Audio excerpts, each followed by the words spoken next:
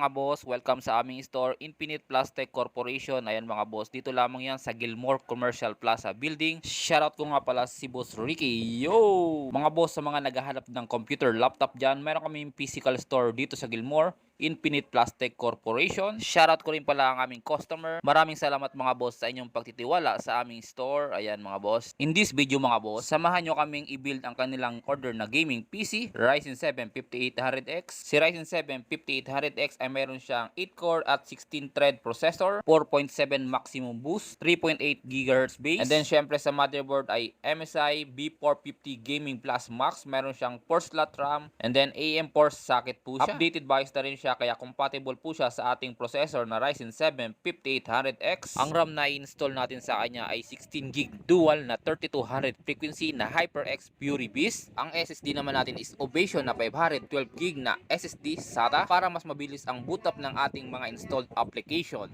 Ang graphics card na install natin sa 2 unit ay Ino 3D na RTX 3060 na 8GB graphics at sa 3 unit naman ay Gigabyte RTX 3060 na 8GB graphics. Same sila OC editions, same performance, magkaiba lang ang brand. Ang power supply naman natin ay Corsair na CB650 80 plus bronze, mataas ang wattage para hindi mabibitin sa upgrade. Ang PC casing naman natin ay Spantec na CJ80 mesh type with 4x RGB fan, kaya magiging maganda ang ventilation ng gaming PC. Ang monitor na included sa kanya is Asus TUF Gaming na 24 inches 165Hz gaming monitor. Shoutout ko rin pala ang napakalupit na sales tech at salesperson ng 5 units na Ryzen 7 5800X. Shoutout sa'yo Sir Jun Pugi. Ngayon mga boss, samahan nyo kaming sabay-sabay i-build ang 5 units na gaming PC.